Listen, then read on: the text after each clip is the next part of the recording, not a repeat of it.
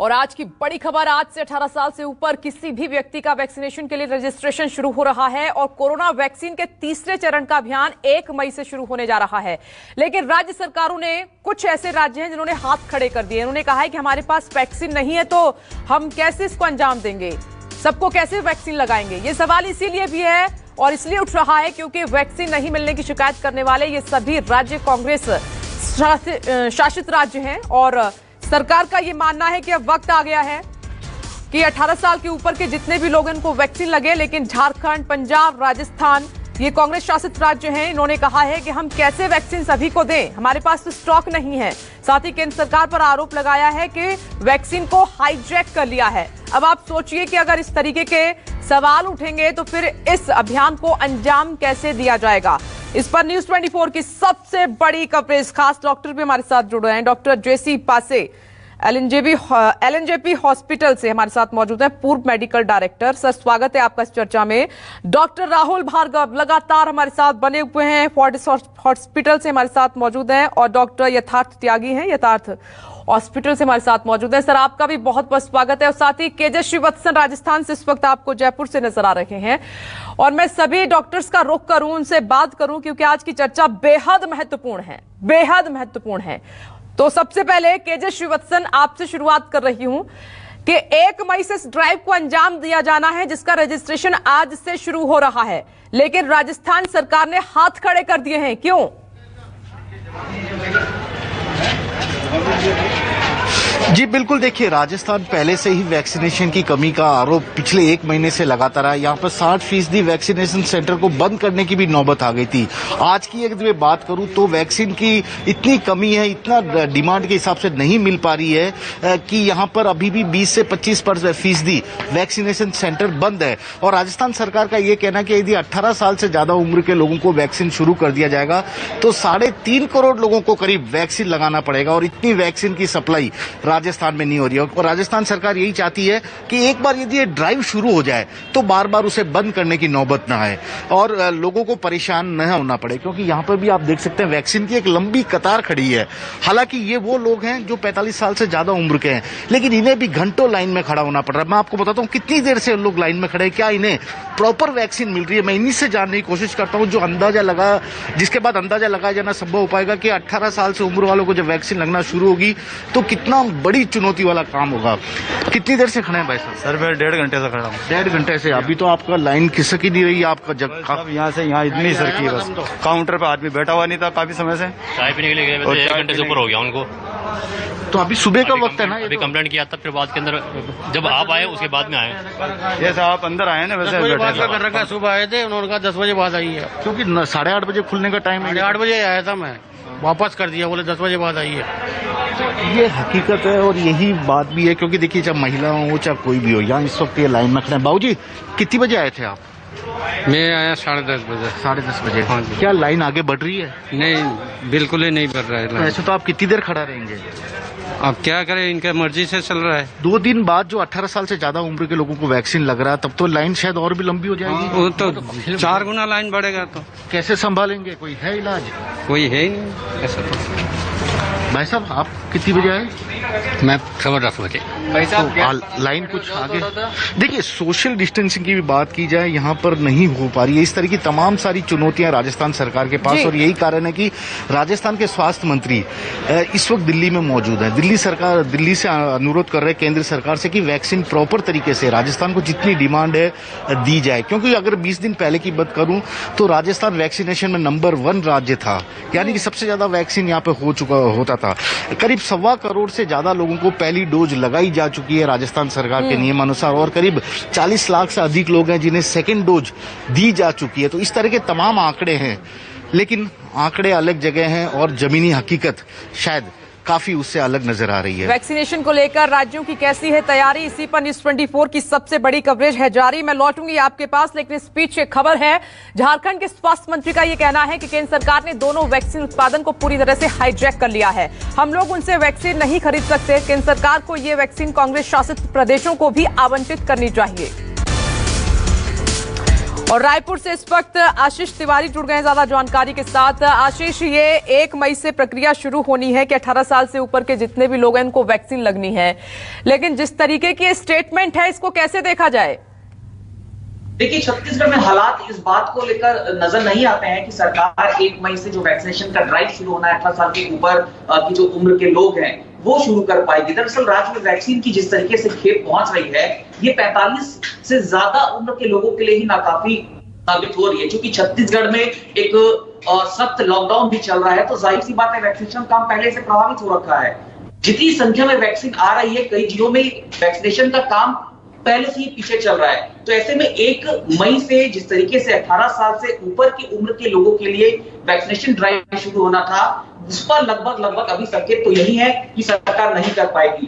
कल मुख्यमंत्री भूपेश बघेल ने इसे लेकर एक बयान दिया है और ये कहा है कि केंद्र सरकार यदि चाहे तो केंद्र सरकार वैक्सीनेशन छत्तीसगढ़ भेज सकती है और उसके बाद ही हम वैक्सीनेशन को सतत रूप से यहाँ पर चालू रख सकते हैं। दूसरी तरफ राज्य सरकार ने कल ही 50 लाख वैक्सीन का डोज खरीदने के लिए जो ऑर्डर की प्रक्रिया थी वो तेज कर दी, शुरू कर दी और भारत बायोटेक और सीरम इंस्टीट्यूट दोनों ही कंपनी जो वैक्सीन बना रही है इस वक्त 25-25 लाख वैक्सीन डोज के लिए ऑर्डर जारी कर दिया है। लेकिन ये वैक्सीन कब आएगी इस बारे में सरकार को जानकारी नहीं है, स्वास्थ्य अमले को जानकारी नहीं है।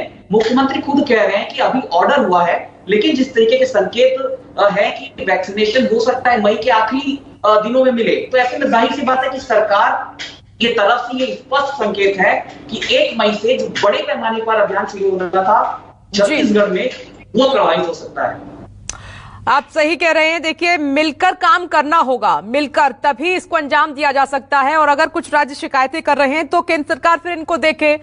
मैं लौटूंगी आपके पास और डॉक्टर जेसी पासे सर आपके पास आते हुए इस ड्राइव को कैसे देख रहे हैं कि 1 मई से अब 18 साल से ऊपर जितने भी लोग हैं सभी को वैक्सीन लगेगी? देखिए, 1 मई से हमारी सरकार का ये निश्चय है कि वो 18 साल से ऊपर वालों को भी वैक्सीनेशन शुरू करेंगे। लेकिन मेरा ऐसा मानना है कि 1 मई से शुरू जरूर हो सकता है, लेकिन सुचारू रूप से शुरू होने के लिए हमें बहुत सारी चीजों का इंतजाम करना होगा। और सबसे बड़ी चीज तो अभी इस समय जो है वो वैक्सीन का जो एडिक्वेट अमाउंट में संख्या के हिसाब से जो है वो अवेलेबिलिटी का है। हमारे यहाँ इस समय 2 वैक्सीन जो हैं वो चल रहे हैं, कोविशील्ड और कोवैक्सीन, और जो स्पुतनिक वी रशियन वैक्सीन है वो भी 1 मई से शुरू हो जाने की उम्मीद है।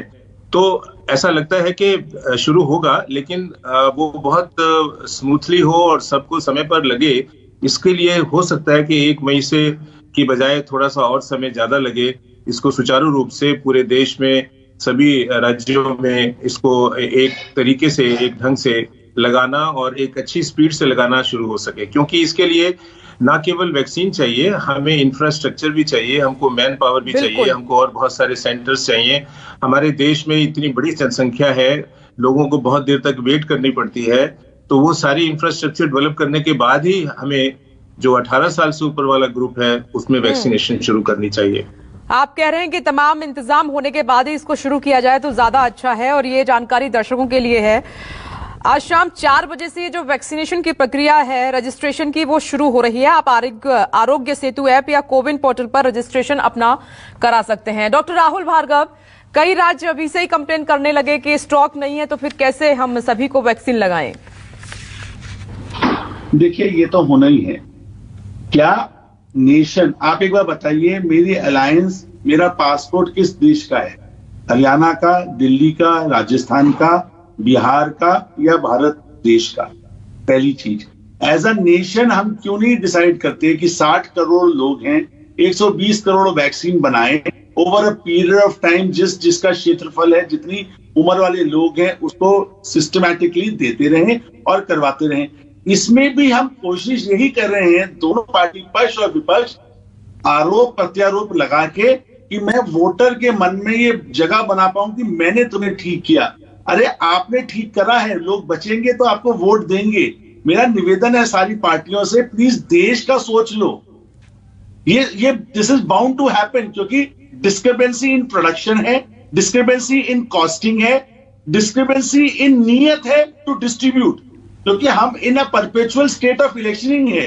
हम देश में एक ही काम सब मिलके करते हैं, वो है इलेक्शन।